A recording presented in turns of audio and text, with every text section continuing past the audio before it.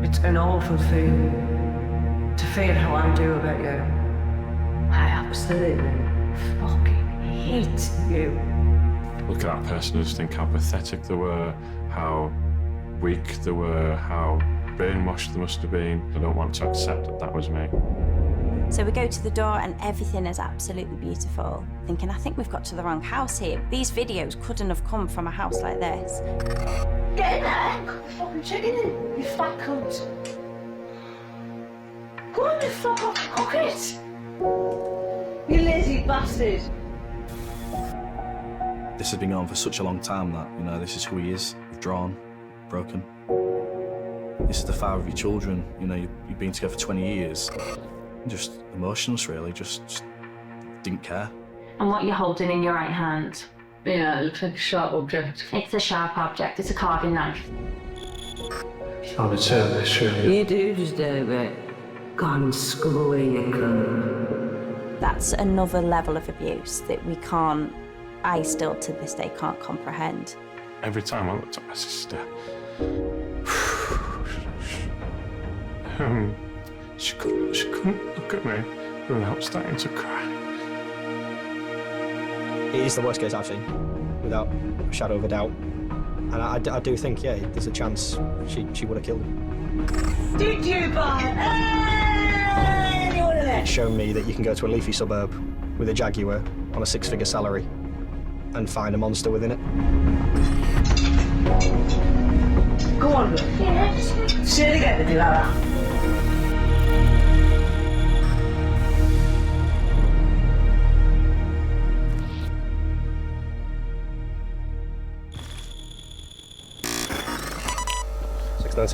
What are you on as time shown? In company 1561.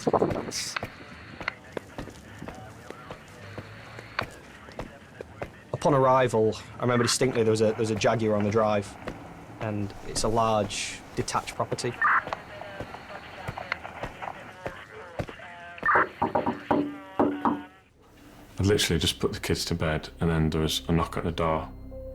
I didn't know who it was at the time, so I come downstairs and opened the door, and it was the police. And they said, "Do you know why we're here?" And I said, "Yeah, I think I know why you're here."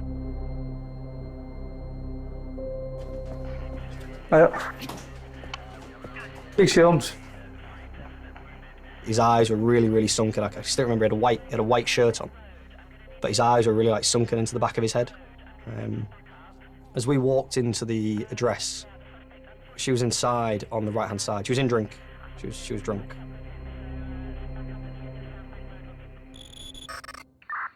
Is it Cherie? Yeah. Yeah, okay. No problem. I'll just let you know, Cherie, okay, just before you go any further, okay? So the time is 2010. Yeah. At this time, you're under arrest for common assault. She doesn't give any form of reply. She also doesn't seem shocked, which is strange. You'd expect something to be, why? What have I done? Why are you here? There was absolutely nothing of that. As we're walking up the stairs, she's kind of adjusting her nightie. That's right, yeah, you're all right. We're just getting some clothes on. I remember covering my body camera because I didn't feel comfortable. So we've kind of gone up the stairs. As we've come up, she's got changed. And my colleague was looking after her. I've gone to speak to Richard, which is the first time I've ever spoke to him properly. As I say, he didn't say anything at the door. And I remember asking him, "Are you all right?" And he just sighs, like he just lets off this massive sigh, as if like the world had just been lifted. You're right. Oh, really? No. Stop. And then I'm sort of looking around and I can see he's got a little bit of bruising on him and there's a few potential marks on him. So I said, have you been assaulted? Have you been physically injured? And his reply is not recently. We're here to look after you. I don't want to ruin your life. No, but I don't want her to ruin yours either. Okay. So will you still be up when we come back? Oh, yeah, I'll stop doing it. Yeah, perfect. No problem, mate. We'll, she's just getting dressed. We'll take her out to Clough Road and then we'll come back and we'll have a chat. We'll go through some paperwork and stuff with you, okay?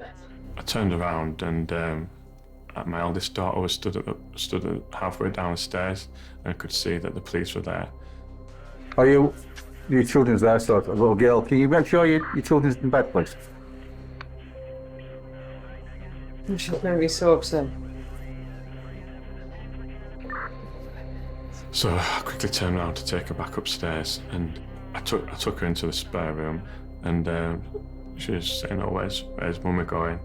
And I didn't know what to tell her, so I just sort of, you know, just going with the police for now, and I just had no answers to give her.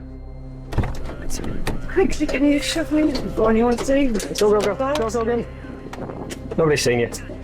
You have sick, They haven't. When I shut the door and locked it, I knew that she wasn't coming back. It was like the biggest weight possible of like lifting off my shoulders, because I felt like I just felt like such a massive relief that to know that at least that night that she won't be here.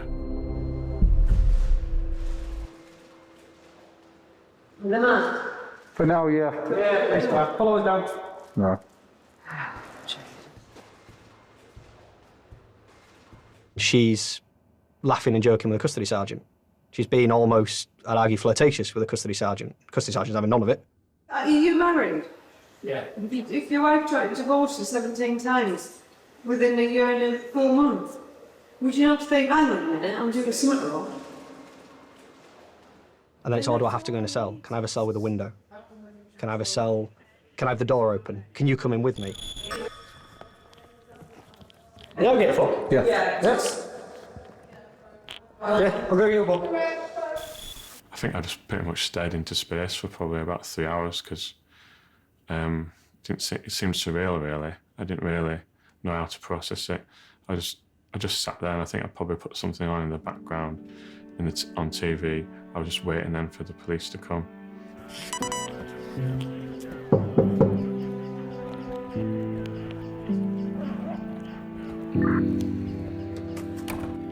Hey, apologies about the delay. I'll wait for that's Nice. If it's possible for a 6 foot man to look 4 foot tall, that's how I describe it. He's hunched over, and he starts then recounting what had happened. Is this the first injury that's occurred from jury? No. No. And then, if I say the gates of hell opened, everything just came out. What's happened previously? Well, it's gone on for probably about 20 years. And he recounts 20 years of abuse. It's an awful feeling to feel how I do about you. I fucking hate you.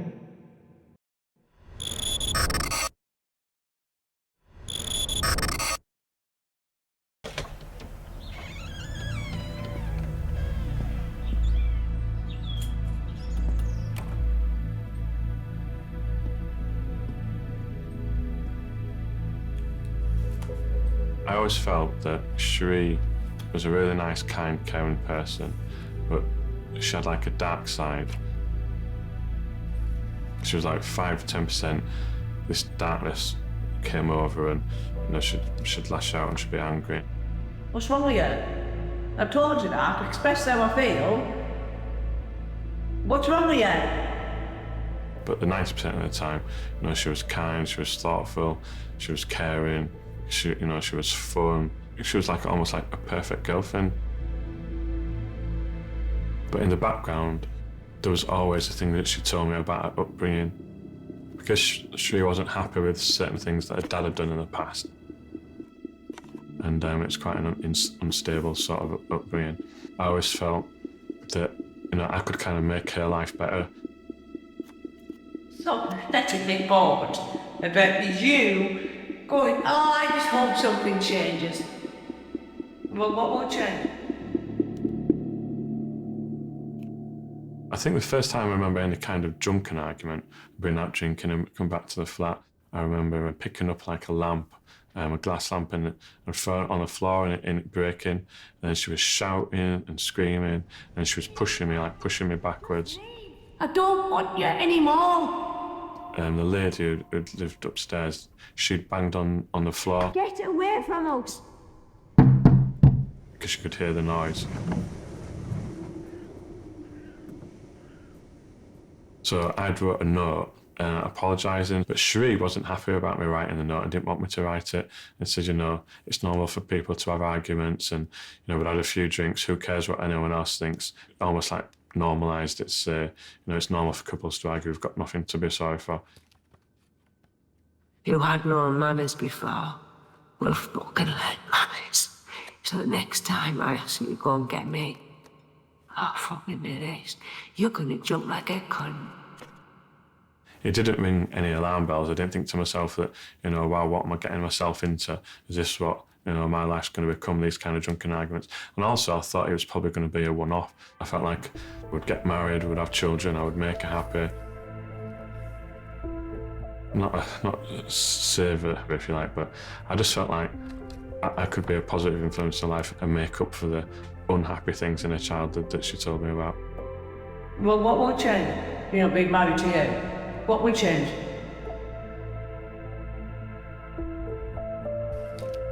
I remember Sheree saying, I think it's time now that we should try for children. Maybe after, I don't know, 6 months or something, of just sort of trying casually almost, and it wasn't working out. And she'd say, well, to double our chances, let's do it twice on that day. And physically, it just wasn't possible for me to do it that many times, and to do it like on demand, if you like. And then it started, some things would get nasty and saying, oh, you're not a man. You should be able to just do this one thing, that's all you've got to do. Pathetic bastard. Know what I do today? I'd never have married you. The act of having sex, it had become just something that I dreaded, because we weren't doing it out of love, we weren't doing it out of pleasure. I almost dreaded the days when we would have to do it. Went to see a specialist. So the course of treatment which was recommended was IVF. It came as a relief, because I knew then that, we wouldn't need to be having, intercourse all these times. And when it actually happened, it was just a complete joy, and I couldn't believe how amazing she was, and how much love you could feel for something instantly. So I thought, well, that's it now. She's going to be happy.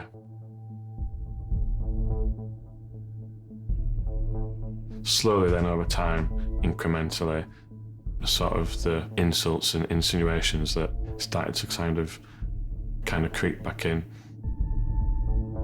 You've got a complete fucking attitude, bitchy cunt of a wife from now on. You've had it fucking very easy. You've had it very, very nice.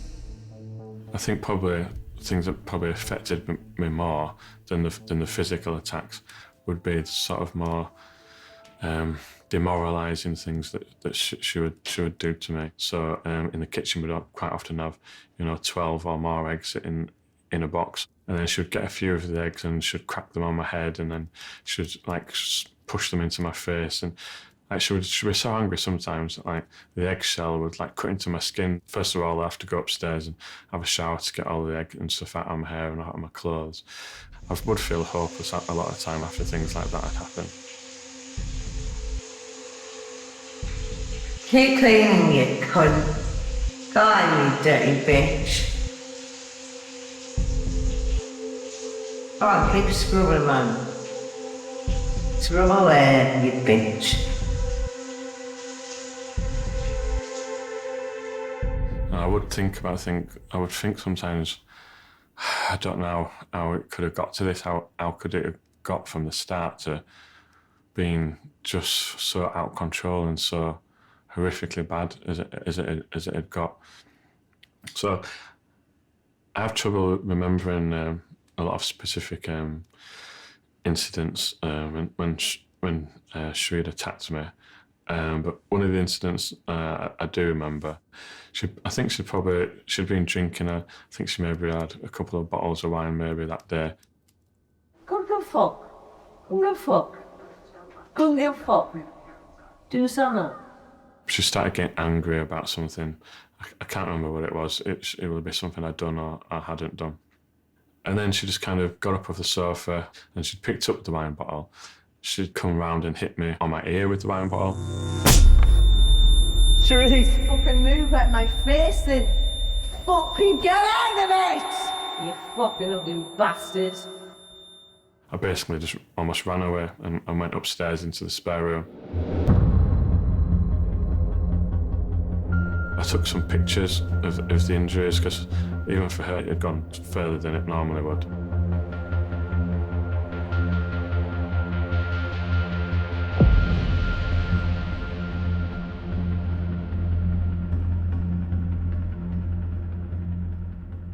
The day after that, we were in the bedroom and we were just chatting on the bed, and then I can't remember what it was. I'd said something about that I wasn't happy about. I think I'd said my ear was really hurting, and I can't believe she'd hit me on my ear on the head with a wine bottle. And then she sort of warned me and said to stop talking about it, because if I didn't stop talking about it, she was going to do something worse.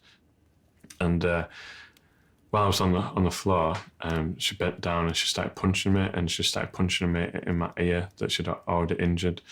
And I was like screaming out in pain because it was like the most painful thing I've ever experienced, because it was already swollen, it was already damaged.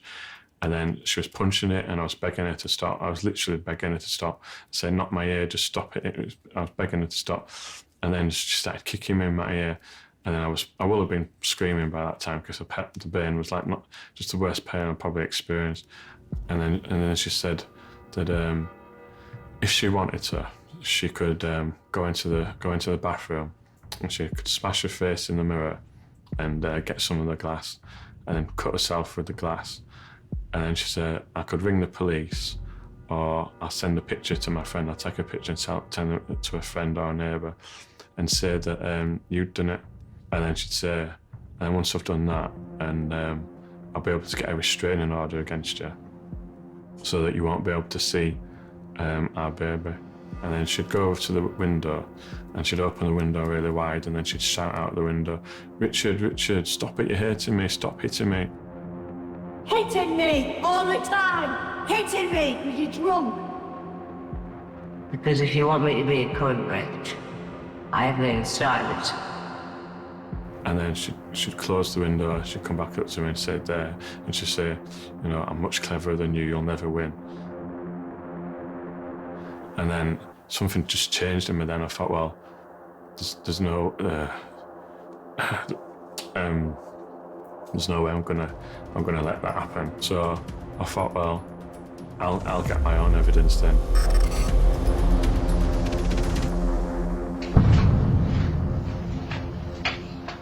Get in there and cook the fucking chicken in! Get in there and cook the fucking chicken in, you fat cunt! Go on the fuck off and cook it! You lazy bastard! But you haven't, have you? That's the point!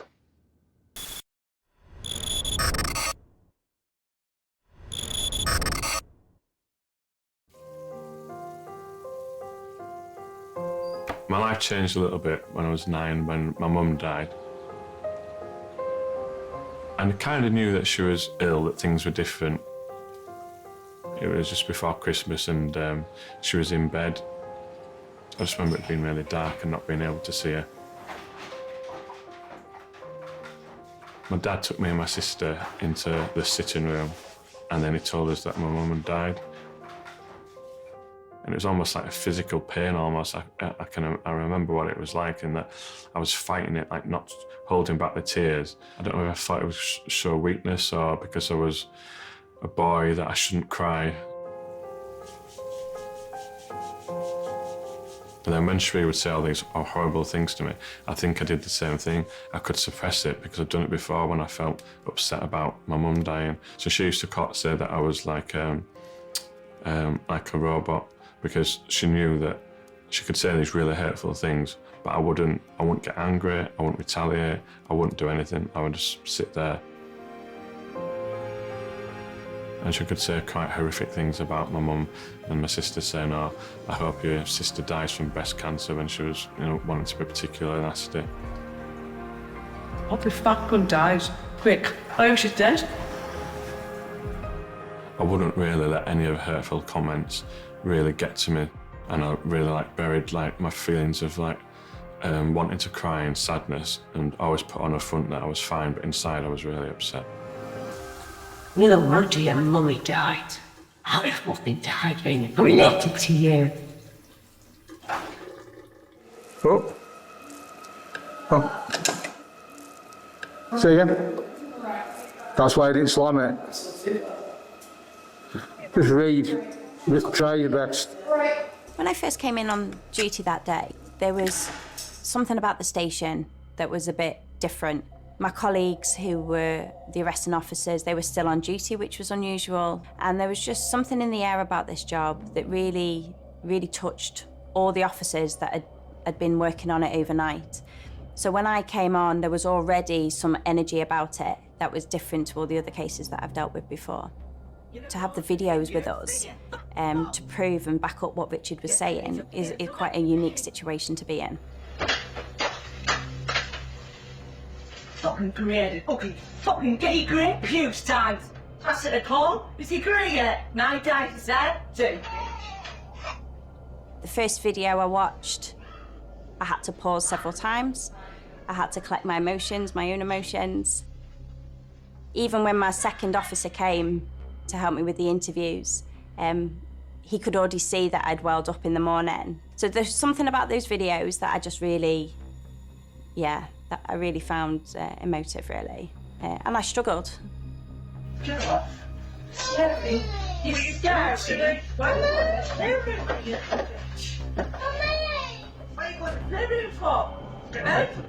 Going down, dickheads! Going down, mate! That's a kid's friend! You're threatening every fucker! Everyone's sick of you, man! Every man stands like a little bitch, man! Treat him like a bitch, because he is. Cherie was already in custody at that point, so I knew that she was safe and contained. So then my main focus was on Richard and the children. We've taken away part of his structured life, and he was then left very vulnerable. So that was my main focus at that point. So we needed to get up to Richard as soon as possible. Hi, Richard, you okay? So Dan Jenkins said I spoke to you on the phone, yeah? And again, me and Dan, my colleague, were looking at each other thinking, I think we've got to the wrong house here. These videos couldn't have come from a house like this. It was the type of house that you took your shoes off going in, and that's what we did. His demeanour and the way he was presenting himself, he was quite obviously like a broken person. Couldn't give eye contact, he kind of looked quite drawn, essentially. It was quite overwhelming, to be honest, and it was a very intense 2.5 hours. Is that the one that I sent to Richard yesterday? Yeah. Yeah, okay, so that's all the videos then, yeah. Because I just a few, only 6 of it. Yeah, 6 originally, and then we've got another figure, 34. So Richard, throughout the investigation, was saying about how he had this evidence, and he did mention that he felt guilty about having it. He didn't understand why he had it. He didn't want to have all of this against his wife. He loved Cherie. I knew that I had this evidence on my computer about the things that she'd done to me. And during this honeymoon period, I'd start to feel guilty about it. And there were a couple of times during that period when I'd gone onto my computer and I thought, I'm gonna delete that evidence because it didn't sit well with me. I thought, she's been really nice. I think she's changed. She's not going to go back to how she used to be. And it's horrifying if I think that if I had gone ahead and deleted that evidence now in hindsight. Because you won't have a house to sell in a minute, so I'll break it down. You've got 5 minutes, Richard, to decide what you want to do. Because I'll fucking smash it up. He also likes his shirt, does Richard. He likes being smart. But as he was telling us, he would know when he was going to be subjected to abuse. So he would change his clothes to a popper shirt If I think she's going to be violent, then I quite often I'll change into my straight proper stuff, because then I know if she's violent towards me, then it's unlikely to be with me. It'll probably just pull the proper stuff. So. I'm sorry, Richard, that's just completely floored me. I'm sorry. That behaviour. When do you think that behaviour came? Eh? The problem is in your marriage is because of you. Couldn't fuck you. I couldn't fuck you to have a baby, man. Do you understand that? I couldn't fuck you to have a baby. There'll be a big black square there, and you can't see it, but it's on camera, it is. So don't worry, I've got some privacy, I guarantee you that, I promise you. If you desperately need a wee, you're all right. And my main concern at that point was, is Sherry going to come back? Because I always thought, is she going to just be released on bail? Is she going to come back to the house? I thought, if they think it's 50-50, what are they going to do about the children? If they think I'm just as bad as her, you know, I'm bigger than her, I'm stronger than her, they might think, you know, I'm just as bad, I'm hitting her, I've been doing these things to her, and they might think that neither of us are fit enough to look after the children. You know, if someone had been through the same thing that I'd been through, you know, however many years it went on, and all the pain and all the attacks, all the times she attacked me, if someone was to say, you know, I couldn't take anymore, and you know, I hit them back and I punched them, I could understand it. Get off! Get off me! That fucking room tied it. Oh, snap. Look at her.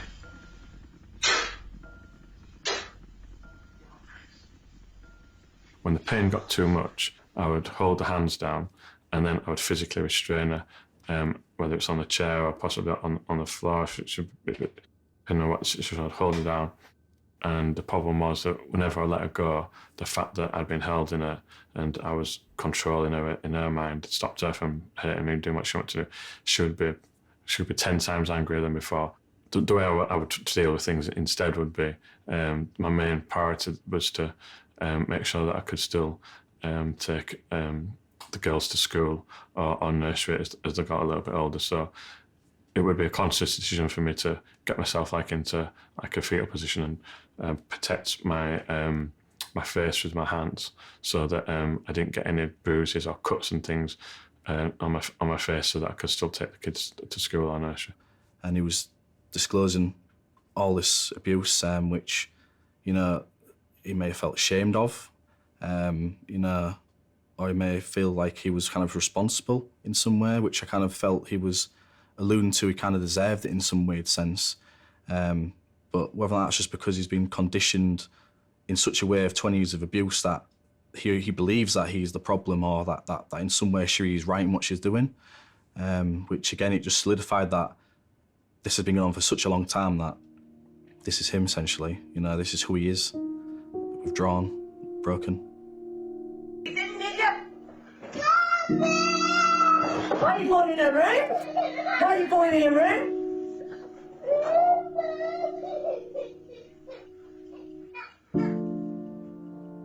The videos, to an extent, they showed normality within a home, and no sort of abuse like that or domestic incident should ever be normalised. Those girls were comfortable in the house, they were happy, and yet all this horror was going on around them, and they would still play on their pads, and they would still go to their dads, and they didn't seem distressed, and yet what I was witnessing was very distressing to me. Oh, course.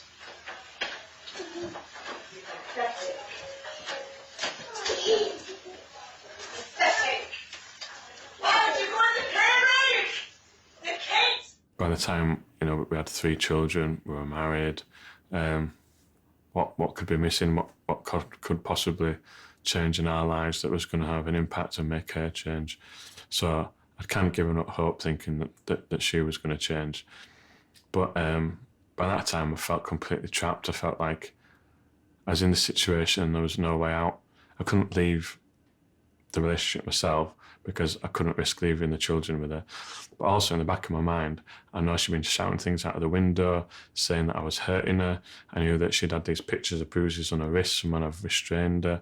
She'd said that she'd told her certain friends that I'd hit her. Richard wanted to hide the abuse as much as Cherie did, and he went to great lengths to do that. I have, memories of going away to do these conferences and then having a black eye or a bust nose or bruised lip, whatever it might be, and having to pack along with my toiletries, like my shower gel and hair gel, some of Cherie's makeup. So I would have like some of her foundation, sometimes two different types of foundation, and then like a powder thing.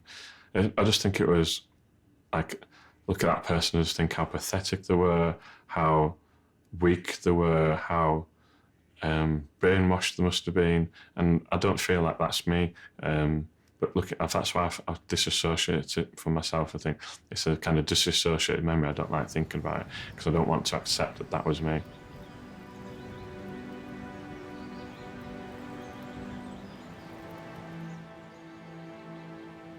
We've been invited to a barbecue next door, and our next door neighbours are really, and they're really friendly, and we couldn't ask for better neighbours, more friendly neighbours. And so Richard arrived with the 3 girls, and he said, "Oh, Cherie's probably not going to come until later." We said, "Oh, that's fine."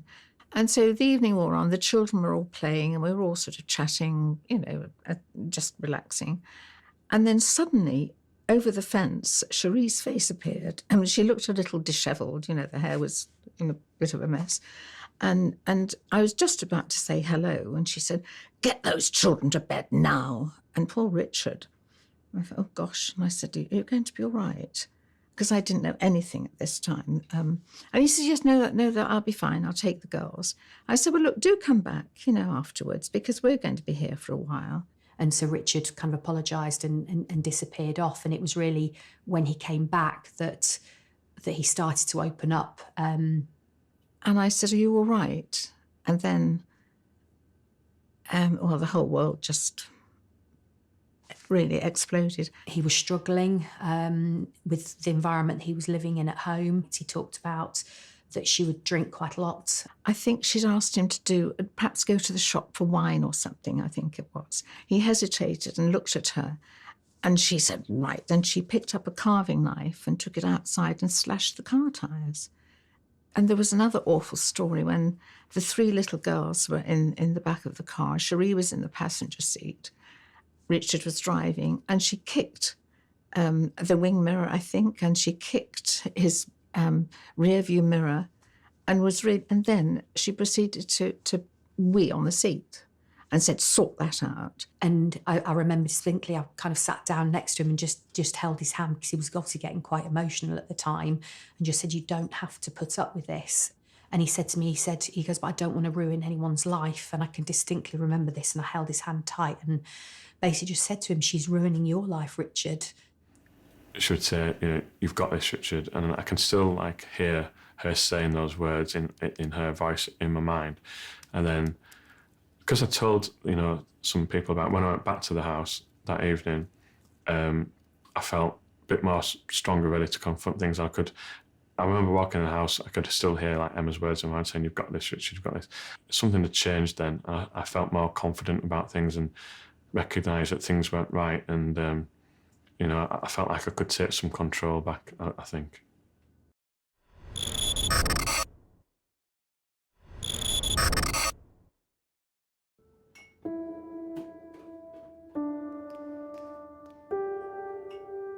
I started to feel relief.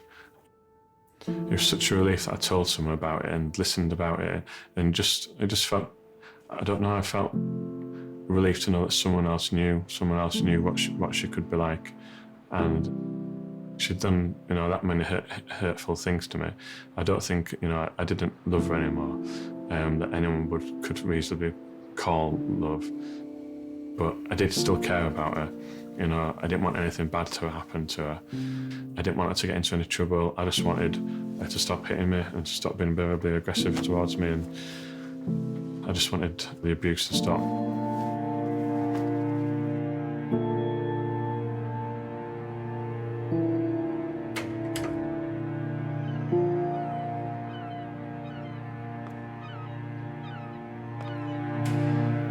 So shortly after that happened, Well, Sheree was in an angry state. She'd been drinking, and she'd phoned up one of my oldest friends, Tony, and she'd phoned him up and she told him that I was drunk and I was being really argumentative, and she didn't know what to do.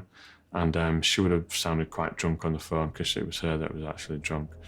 And he was really concerned by the phone call, so much so that he said, "Okay, I'm going to come down to see you." So I came in and we sat in the lounge, and Sheree did all the talking. She was saying, "Look, we're not getting on," and she blamed me. She said, "Oh, Richard's drinking too much, and it's causing arguments."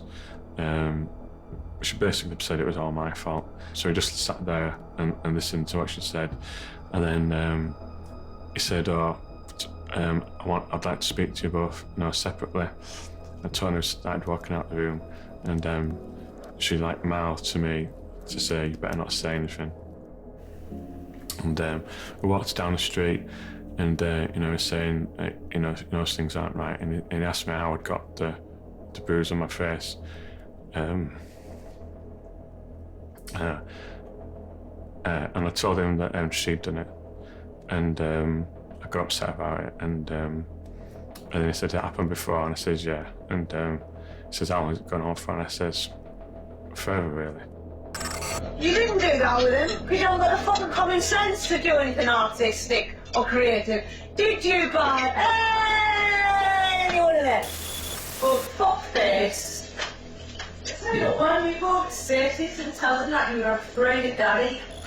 He's just horrible. He's a horrible, horrible little man. Then we'll get rid of him soon, won't we? Fucking where I get my arm again. Smack the fuck out of you. And then they went away, and I thought, well, I'll send some videos of the evidence I've got of what Sheree had done to me, to Tony, and see for him to watch them and tell me. I think I said something like, "Can you tell me if I'm overreacting or if I'm doing the right thing?" Because I really didn't trust my own decision making, and I sent him the videos, and then a little bit later he gave me a call, and he said, "You're definitely not overreacting," and he said that they'd been affected quite badly by what he'd seen. He says, "I'm worried about you." He says, "It's obvious that Sheree's really drunk again. I know that she's been physically abusive towards you." And he says, "Things haven't got any better." And he says, I don't think things are going to get any better for you." Just wait a second. So he says, "I know you don't want me to tell anyone, but he says, I've got to do what I think's the right thing to do." So he says, "I'll probably have to do something that, you might not necessarily think's good for you, you might not agree with at the time. But he says, I hope that, I hope that eventually, after I've done it, that you'll forgive me and you'll know I did it for the right reasons." So that was without your consent, he sent him on. Yeah, I stopped blaming him for that. But yeah, it was without my consent. And then I got a call from the lady saying that she'd seen the videos, and she said she thought it was some of the worst videos she's ever seen, and she was in tears when she watched it. So she said that she'd seen the fact that the two girls had witnessed it. So she said because of that, she's got to leave the requirement now to take action on that. Do you understand that, Richard? Yeah, I understand that. Yeah, I'll let them down. We haven't let them down, Richard.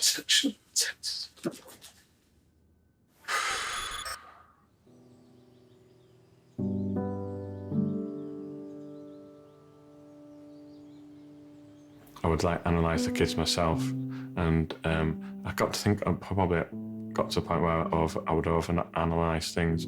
So a lot of the things that behaviours they might have, a normal parents would think it would be just part of growing up. I can never think that, because I always think, is it just normal part of growing up, or is it because of what they've witnessed Sheree do to me, or what they've heard Sheree do to me? So during arguments, it would be our eldest daughter that she would say to, why don't you go next door to the neighbour and tell the neighbour that Daddy's hitting Mummy, or tell them that Daddy's a nasty man. And, you know, that. And I would reassure her, I would say to her that, you know, if Mummy asks her anything, you know, when she's angry, I would say to her, it doesn't matter what you say to Mummy in front of Daddy. I used to say, you just tell Mummy what you think Mummy wants you to say. And I say, I'll always love you. So it doesn't matter what you say if in front of me to Mummy. And she'd say, okay. And then I'd say, okay. And I'd give her a wink. And then inevitably an argument would happen later on. And she would say something along the lines of, do you want Daddy to stay in the house, or do you want him to go? And would look at me, and obviously she wouldn't want me to go, but she would look back at Mum and say, I want Daddy to go, I want Daddy to leave. And then she would say, see, as ridiculous as it sounds, or, you know, no one wants you, everyone wants you to leave. And then when her mum wasn't looking, and she'd turn around, and then my eldest daughter then would turn and look at me, and she would smile, and then she would try and give a wink to show that she knew that I was okay with what she'd said, and she wasn't in any trouble, so that she didn't feel upset by it.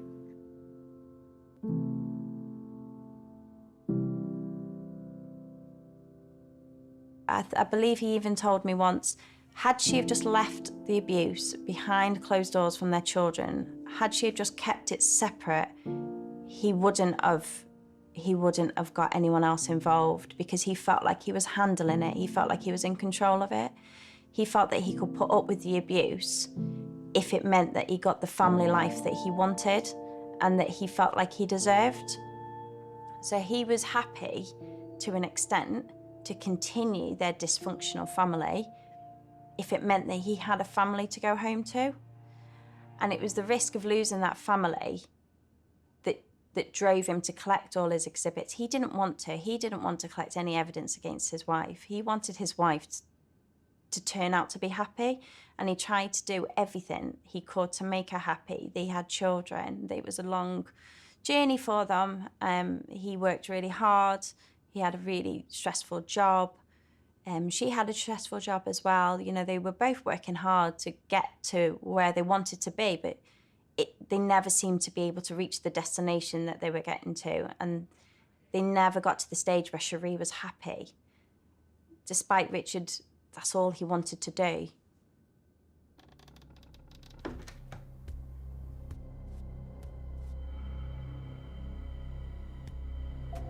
Probably one of the most, you know, demoralising things would be,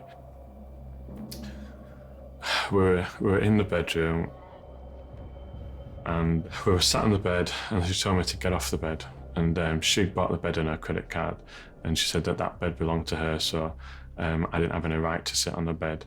But she still wanted to argue, and I didn't want it to escalate, so I said, all right. So I sat on the floor next to the bed, and I was still chatting to her. So she sat on the bed, I'm sat on the floor chatting to her, and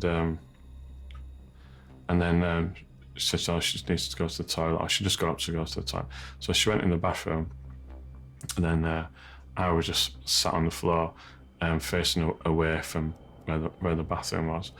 And then the next minute, like, Cherie was like kind of on top of me, and then I didn't really know what was going on. And the next minute, I realised that she defecated like on my head. Trying to turn this, Cherie. You do deserve it. Go and scrub away, you cunt. Clean my shit up. To get to the level of defecating on your husband and hitting him with a wine bottle at 10 o'clock in the morning, that's another level of abuse that I still to this day can't comprehend. Yeah. No worries. Keep everything locked, Richard. Yeah. Take care. Okay.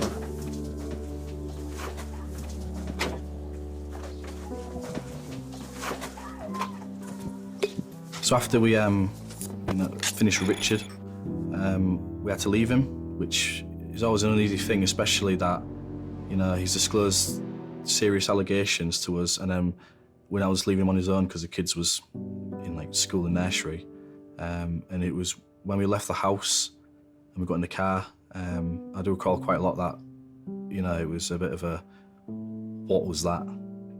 They left, and I just felt relief, really. I just felt like I'd done the right thing. I was really happy. I spoke to Tony on the phone and just told him how thankful I was, and I couldn't believe they'd done this for me. And he was saying, like, I told you, things would be all right. And then he says, as long as you're still my friend. And I says, I said, yeah, of course I'm still your friend.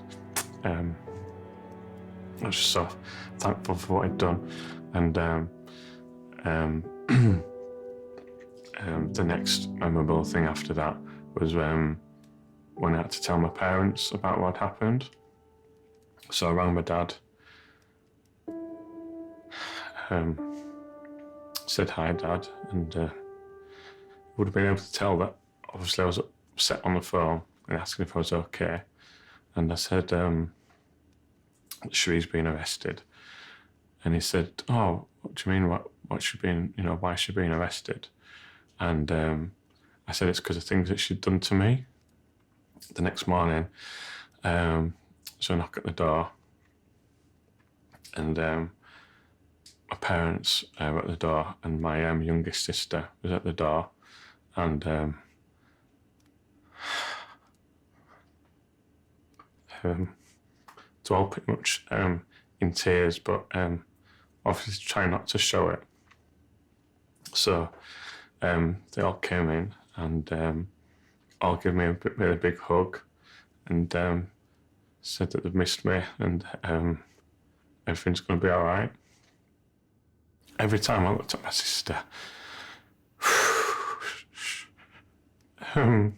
she couldn't look at me without starting to cry.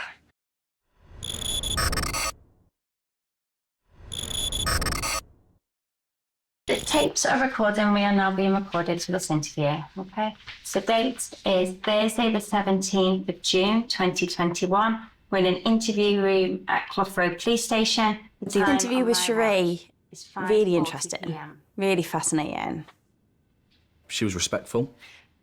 Initially, she was quiet, but she had a bit of dignity about her. You could say. The first opening question is, tell us about what's going on. And it really took me back, really, what Cherie was coming out with. He's a secret drinker.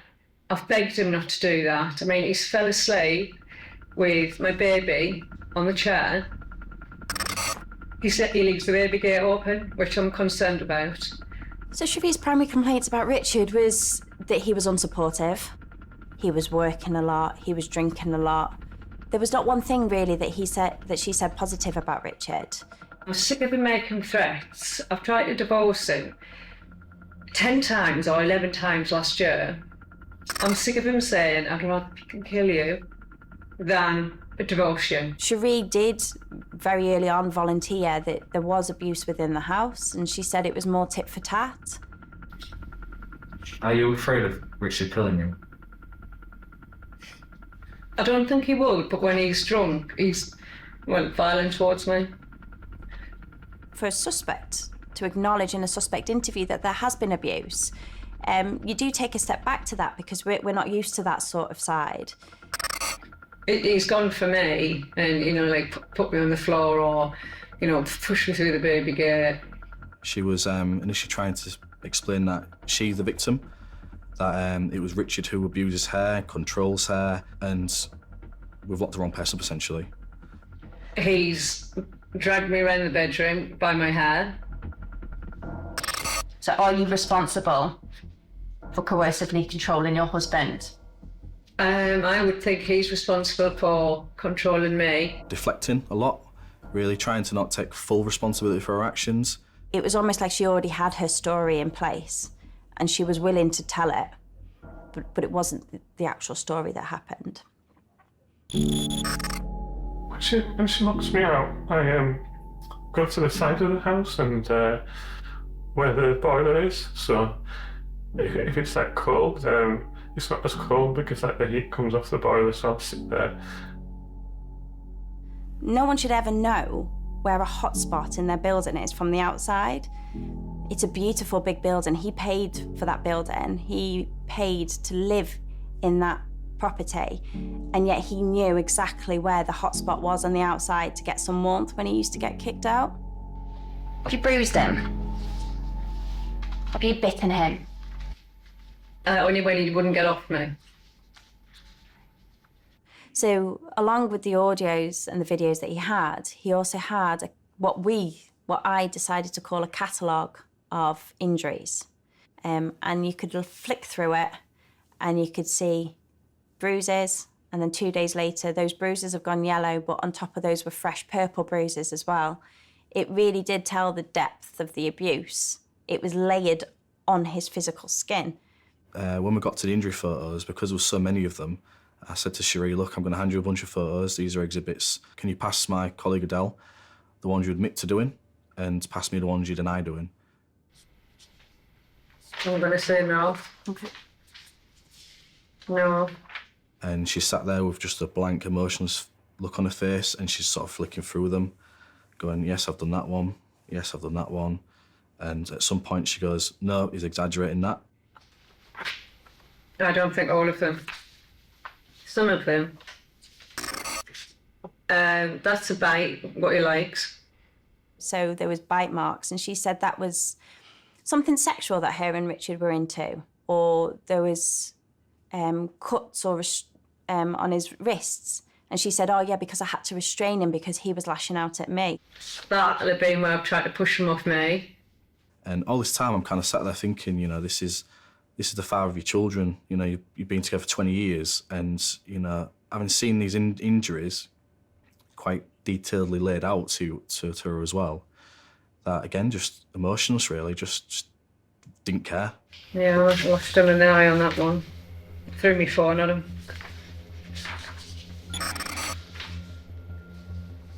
So that ear, can we just pause at that ear photograph? So you're saying no to these? We had a fight this night. Yeah. He was drunk. She was really even in a worse state than normal, and she would be like hitting me with a wine bottle, like hit me pretty much all over my body with a wine bottle. So I had like bruises down my arms and down my side and on my back and on my legs, pretty much everywhere. Richard's telling us that you hit him across the head with a bottle of wine. I did not do And you that. caused that injury. I didn't. You didn't. So No. you're denying making that injury. I did not do a bottle of wine on his ear. I don't think there's a part of my body that hasn't gotten bruised, and they're quite like black, dark bruises. We were fighting, grappling over a bottle of wine. I said he was drunk enough, and he fell through one wooden big table and hit his ear on here, or his head. Yeah, she could sell ice to the Eskimos. She really could. She could convince you that black is white. Richard is saying that he attended York Hospital to get some medical treatment for that. Is that true? I said to him he should go and get that done. Did you attend with him? No. No. Richard's saying that you did attend with him, and that it was agreed by yourself that he shouldn't give his names, he should give your brother's details. No, he suggested to do that. He suggested to do that. Why? Because he was drunk and my brother has a drinking issue. Okay. But she did also warn me that if I didn't give her brother's name, that she wouldn't let me back in the house. Richard said he was scared of you, and you told him to give your brother's details. I didn't tell him. It was his idea to give my brother's details. To cover up what's happened, which is you hitting him with a bottle of wine. No. She said it with such conviction. It's almost like she didn't leave you any choice but to believe her. It was just unbelievable to watch and to listen to. So Richard's obviously taken a lot of photos of his injuries. Have you got any photos of your injuries? I did, yeah. Where's them? Where then? Well, they're in my iPhone, and he asked me to delete it, and I did. But I'm hoping you can recover it. Okay. So we decided that we were going to show the video, one of the videos. What we would say on that day was the most horrific. It involved Cherie having a knife to Richard's throat. This is exhibit RH28. And this is one of a number of videos that we've been confronted. This might explain why you were arrested, if you've got any confusion as to why that's happened. Initially, I played it without the audio, and this was accidental, just because my laptop's usually muted. Do you recognise that room, Cherie? Yeah. Where is it? Playroom. And what you're holding in your right hand? Yeah, it looks like a sharp object. It's a sharp object. It's a carving knife, that, Cherie. What did you do then? You've got to push him back. You've got a knife in your hand. What are you pushing him for with a knife in your hand? So you must know exactly what's happening here. Could you explain that to me, please? I wanted to give him it, because he had threatened me, that he wanted to kill me. He'd rather kill me than divorce me. And I did reach for a knife, and then that's, if he wants to kill me, just do it. She just went into autopilot and she said, this scenario, she said, I was saying I wanted to die.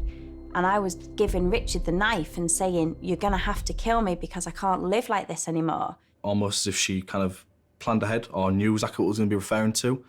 But then that all kind of shattered, really, when I played the video back again, but with the audio.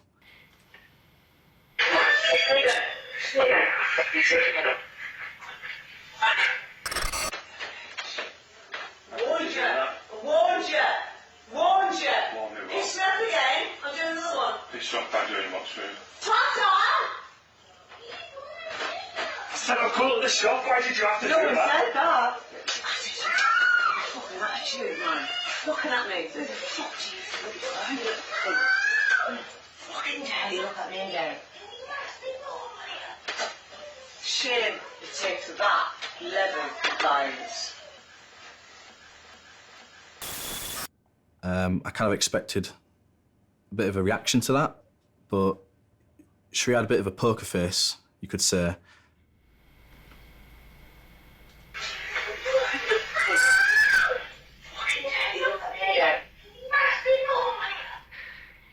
It sounded like you said, don't you dare fucking laugh at me again. Was it Richard laughing at you the reason why you went towards him just then? Well, I don't know. It's just, all I can say is that he's been making threats and I've reacted.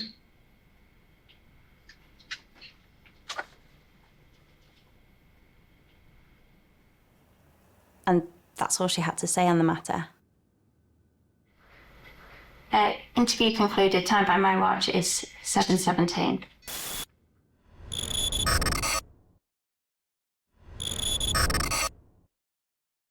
So following interview, the decision was to police bail Cherie. For us to do that, she had to go to a friend's in Leeds, which was a significant way from her family home. I felt relief before when I knew for one night she couldn't come back to the house. And when she said that she's not been able to come back to the house for, months or however long that could go on, and like I'm free. I'm free from everything. I'm just free from everything that she's done to me for all this time. I'm going to be free, even if it was for having a month she was on bail, regardless of what happened at the trial or whatever happened in the future. I was just. It was just massive relief, like a massive weight off my shoulders to know that she couldn't come back, she couldn't even contact me, she couldn't send me an abusive message, she couldn't ring me, she couldn't, I felt like I was like protected from her, she couldn't do anything.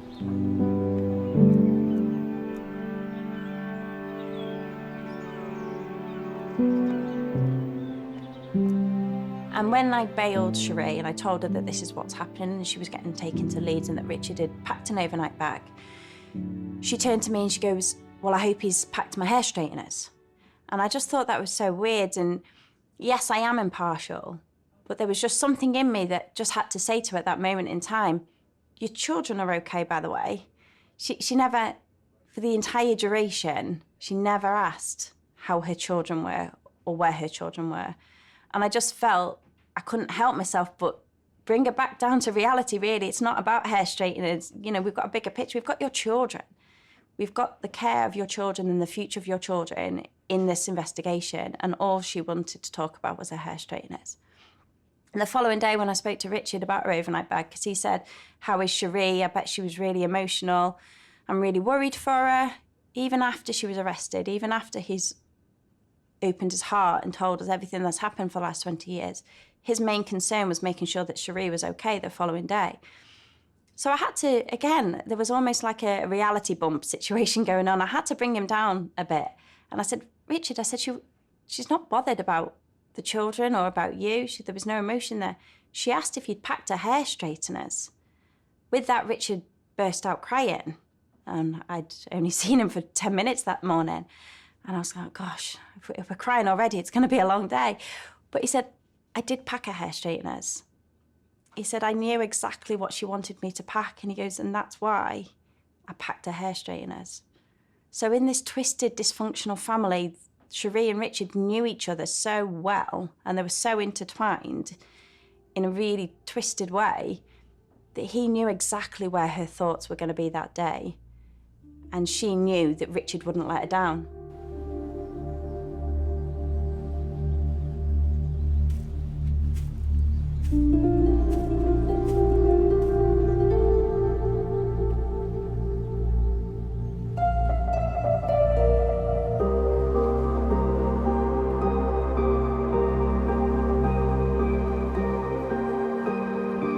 The most significant thing that came out of that interview was that 10-day situation between the 1st and the 10th of April. And that was when Cherie used a wine bottle. And for what we believe from Richard's account, for 10 consecutive days, she repeatedly beat Richard with this wine bottle, sometimes in front of the children. And that's what caused the disfigurement of his ear. He even used the words, I thought I was going to die. He couldn't see any other way that torture for those 10 days was going to end other than his death. I think even Richard said that he wanted to die at that point. He was broken.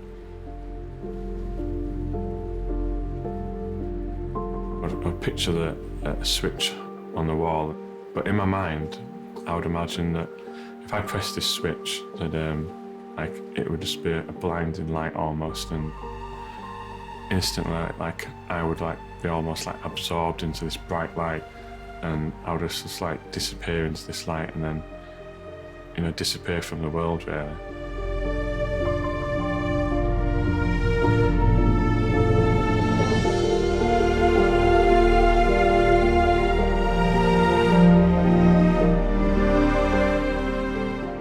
There was many points we thought he might break, he might stumble, he might fall down, or retract or not want to go through the process, but credit to Richard really that, he somehow found the strength really to push through, and whether that be his children, his friends, his family, I'm not sure, but whatever that was, he found it, and he held on to it tight, and yeah, he got there in the end. Up until that very last day, Cherie was telling people that she was still the victim. She was attending victim classes, and she was recalling events that was happening at her home, but she was twisting the role so that she was the victim and Richard was the suspect. Up until the very last day, up until the trial, she wanted to control the situation, and I believe that she was telling people her version of the story. The only punishment that we would be happy with would be a custodial. That is what we're aiming for. That is what Richard deserves. That is what the legislation says that these offences need. So we were expecting a custodial, but right up until the day of hearing, I was still not sure whether Cherie was going to get a custodial. On the day of the hearing, there was so much support for Richard that they had to get extra chairs in to court. There was not one single person there for Cherie. And it was at the very last minute that Cherie pleaded guilty. And that just summarises Cherie, in my opinion.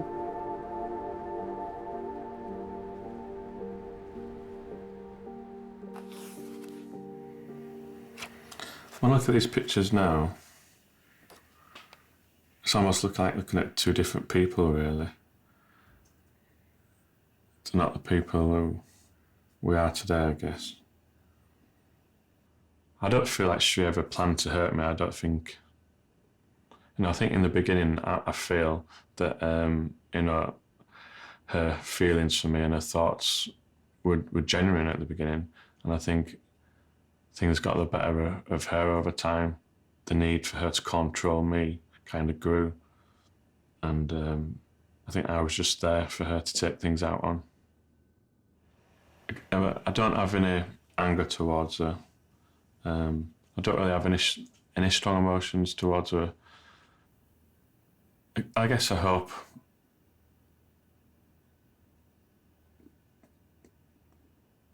the best for her future, I guess.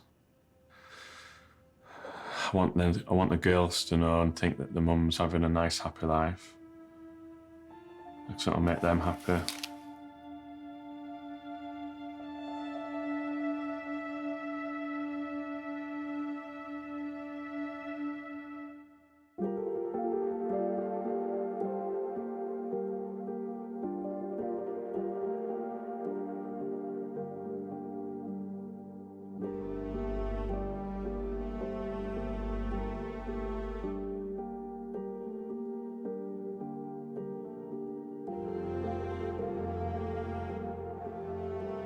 If you or someone you know has been affected by any of the issues raised in tonight's programme, please go to channel5.com/helplines for information and support.